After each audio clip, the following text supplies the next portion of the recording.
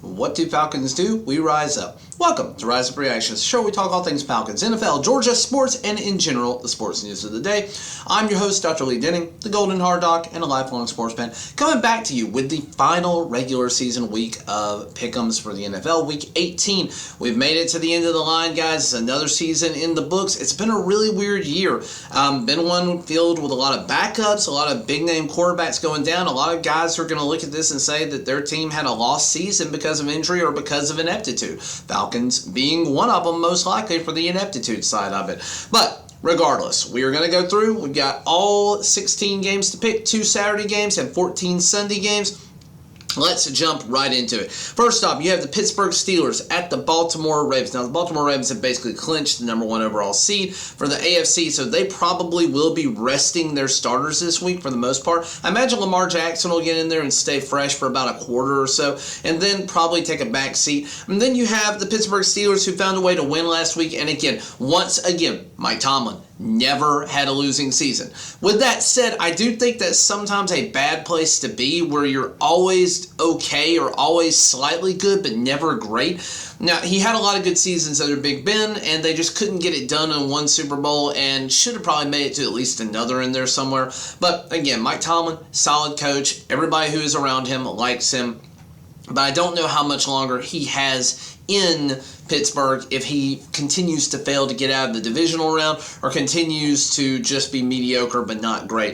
With that in mind, I do think the Pittsburgh Steelers are going to find a way to win this one, and I believe that that would put them in the playoff race. I have to do a little bit of math on that one.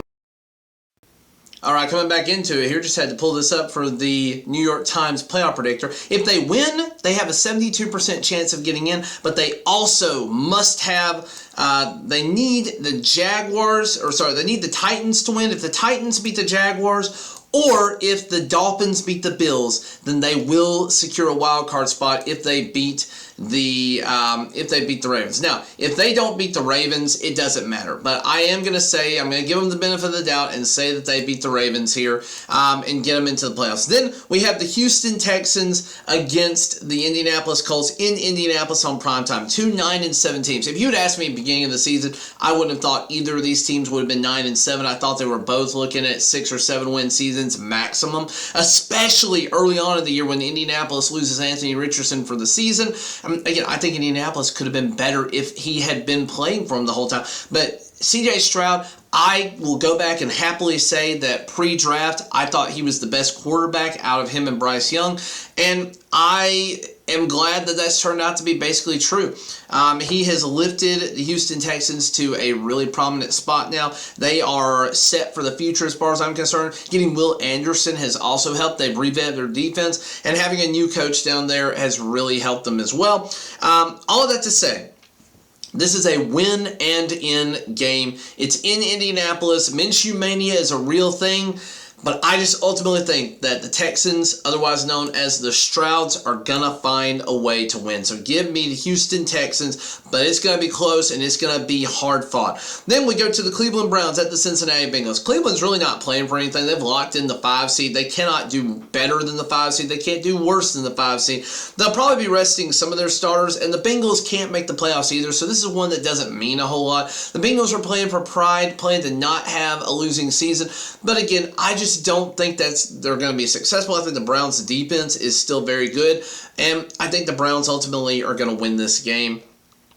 Again, not a lot that anybody's playing for here, but I do think that the Browns will ultimately end up winning this game. So give me the Browns as the first game to pick on Sunday. Then we go to the Minnesota Vikings at the Detroit Lions. Minnesota, I don't even know if you've still got playoff aspirations. Looking at it here, they have a 3% chance of making the playoffs. I'm going to call it a 0% chance because I think the Lions, who are still playing for positioning within the playoffs to be possibly the 2 seed here, I think that the Lions are going to ultimately win this game. So give me the Lions here. I don't think it's going to be close. Then you have the Jacksonville Jaguars at the Tennessee Titans. And the Tennessee Titans would love nothing more than to absolutely destroy their division rivals' chance at playoffs. Right now, the Jaguars have a 77% chance of making the playoffs. And this is before the game, they have a 60% chance to win the division outright, and that basically is if they win this game, they win the division. It's really, that's as simple as it is. They lock in a playoff spot, and they win the division if they beat the Tennessee Titans. I do think that they are going to do it. They have not looked good as of late. They looked great middle of the season, but have fallen off of a cliff since. But I think with a win last week, they're starting to turn things around. So give me the Jacksonville Jaguars here. And this is just me. I am hoping that Calvin Ridley gets an extension with them because I believe that moves us into a second-round pick for the Falcons based on that trade. Before right now, it's a third-round pick. Then we're going to go to the New York Jets at the New England Patriots. Two teams that are playing for nothing. This is Tank Bowl. Who wants to have a better draft pick? The New England Patriots really should not be trying to win here because I do think that a win screws them out of a spot here. Let's look at Tankathon for the NFL just to confirm that. Right now, the Jets are sitting at 6-10, and the New England Patriots are 4-12. Now, a win for the Patriots would put them in the same league as the Giants, the Chargers, and the Tennessee Titans. The New York Jets really can't do a lot worse in terms of positioning. I think they actually may be locked up into the 8th spot because of their game with the Falcons, so I don't think they can do a lot better. If the Chargers, the Giants, and the Titans, if they find ways to win, it might move the Jets up a little bit, but basically the Jets are more or less kind of stuck where they're at that 8 overall spot. So I don't really see them playing for a whole lot here. In New England, again, they can only get worse in the draft by winning. So I know that New England fans are probably going to be pulling for a loss here so that they can get their Drake May or Caleb Williams quarterback pick for the future. So give me the New York Jets with that in mind. Then we have the Atlanta Falcons at the New Orleans Saints. What do I think is going to happen, and what do I want to happen? I always want the Falcons to beat the Saints. And again, just looking at Tankathon here, we're 7-9. The Chicago Bears, if they win, they're going to continue to be ahead of us. We are tied for 7-9 with a bunch of other teams. The worst we could absolutely possibly do at this point would be the 13th overall pick in the draft, and I think that is not even a possibility. I think we would only drop to like 11 or 12, or 11 or 12 at worst with a win in this game. It is the only shot that the Falcons have to make the playoffs. Again, I'm not saying that's necessarily for the best at this point. I'm not saying the Falcons should make the playoffs, and I definitely don't think that's going to help our future as a team. I think that's going to give Arthur Smith some undue credit. It's going to keep him around. Most of America is picking the Saints. I can't physically bring myself to do that without hurling somewhat in my stomach, so I am going to pick the Falcons. I do think the Saints are going to win this game, and honestly, the Saints probably should, but ultimately this game is going to be moot if the Buccaneers if the Buccaneers beat the Panthers, which is the next game on the roster, and I am picking the Buccaneers to beat the Panthers. Panthers are quite inept. They found ways to stay competitive 2 weeks ago, and then got shut out this past week. They're not playing for a whole lot here. They've locked up the number 1 seed, or the number 1 pick, which is not even theirs to command anymore. That's going to go to Chicago. They're going to be picking top of the second round. So right now, Carolina just doesn't have a lot to play for. The fans are upset with this year. It's a lost season for them. They've had regression. Hopefully they can step forward next year and make some big strides. You get somebody in there that can actually coach up Bryce Young a little bit. But anyways, I don't think they're going to do well, so give me the Tampa Bay Buccaneers. Tampa Bay wins the division outright. Then we go to the Chicago Bears at the Green Bay Packers. The Chicago Bears would love nothing more than to shut out the Green Bay Packers and keep them from making the playoffs. There's a lot of playoff implications for this game. The Chicago Bears are a dangerous team right now. Because of how well Chicago has played, they're on a 2-game win streak. You also have the Green Bay Packers on a 2-game win streak. Tom Grassi, I'm sorry, for some reason, I think the Bears, as much trash as they talked at the beginning of the season, they got humbled, and now they are doing really, really well. And I think it's a dangerous team. And I do think that they're going to find a way to beat the Packers and potentially keep you guys out of the playoffs. So give me the Chicago Bears here. Then we move into another 4 o'clock spot with the Denver Broncos at the the Las Vegas Raiders. And looking at this one, I got to go back and look at projections. The Broncos have no % chance of making the playoffs. The Raiders have no % chance of making the playoffs. This is a moot point game. Nobody cares. I am going to say, because the Raiders are at home, because it's going to be Jared Stidham, I feel like the Raiders are going to have an advantage. They just have more talent on offense. I think Aiden O'Connell is a better quarterback, or at least an equivalent quarterback to Jared Stidham.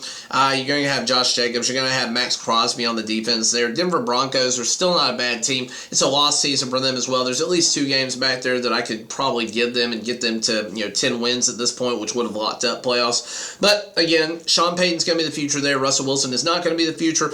Give me the Las Vegas Raiders here. Then we go to the Philadelphia Eagles at the New York Giants. Man, I am tempted, very, very tempted to pick the New York Giants here, because even though they have no playoff shots, I just think that the Eagles are free-falling right now. I think they've lost 4 of the last 5, and losing to Arizona was embarrassing for them. So, with that in mind, though, I do think they're a better team. The Giants are just not that good. You're going to have Tyrod Taylor, who missed some people and had some drops. Otherwise, the game possibly could have been won for him last week. But I am going to say the Philadelphia Eagles find a way to win this one. I don't know why. Hopefully the schedulers don't do this again next year, where you had the Giants and Eagles playing in Week 16, then again in Week 18. I don't ever like to see the same opponent divisional game that close to each other. There's got to be a better way to spread that out. So hopefully the algorithm or whoever's making the schedule will figure that out for next year. But we got the Philadelphia Eagles over the New York Giants. Then we have the Seattle Seahawks going to the Arizona Cardinals. Arizona coming off of an incredible win, incredible performance against the Philadelphia Eagles, but this game means a lot to the Seahawks. Looking at the Seahawks playoff prediction chances, if they beat the Cardinals, they have a 42% chance of making the playoff. If the Bears beat the Packers, which right now I have happening, they would make the playoffs. That's basically what has to happen. They have to win, and they need the Bears to beat the Packers. And that's about the only way that they have into the playoffs at this point. So, yeah, give me that outcome. It doesn't matter what happens in the Rams game for them. But yeah, I do think that the Seattle Seahawks have a chance here, and I think that they're going to ultimately end up beating the Arizona Cardinals. And Arizona, you got some decisions to make on what you're going to do, if you're going to draft a quarterback or if you're going to keep that high-paid Kyler Murray that you got. But yeah, give me the Seattle Seahawks here. Then we have the Kansas City Chiefs at the LA Chargers. Kansas City has won the division, locked up playoffs.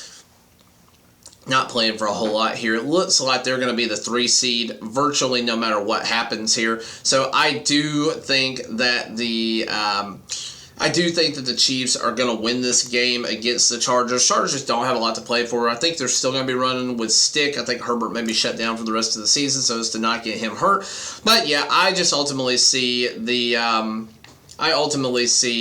Kansas City Chiefs winning this game. I don't have a lot to say about it otherwise. And then you go into the Rams at San Francisco 49ers. 49ers are still alive here. They're still playing. I believe they have locked up. No, not quite locked up the number 1 seed, but with a win here, they will lock it up overall.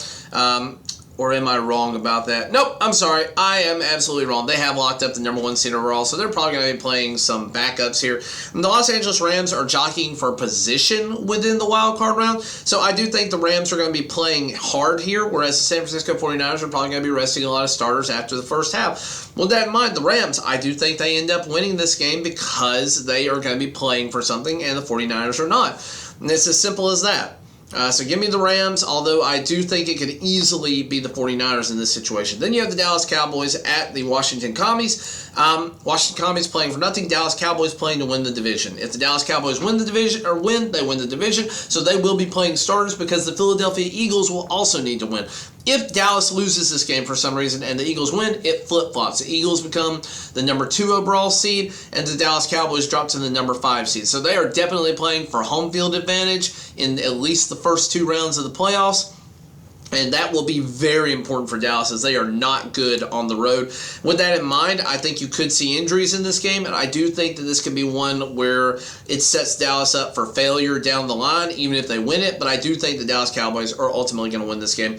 Then we have Sunday Night Football. We have the Buffalo Bills taking on the Miami Dolphins in Miami, and this should be an absolutely electric game. This division is anyone's to win. Whoever wins this game wins the division and will claim the number 2 seed most likely in the division.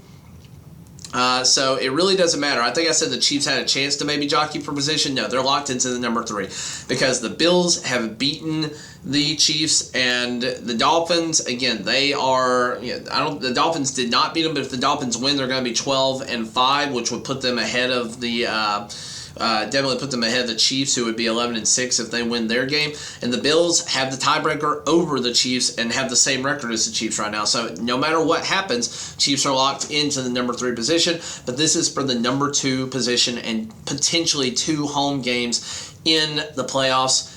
The Bills are absolutely electric right now. The Bills are coming in here playing hot and heavy. They are on a 4-game win streak and have looked pretty good overall doing it. They did almost implode a couple of games ago, but I do think that the Buffalo Bills are playing better football right now.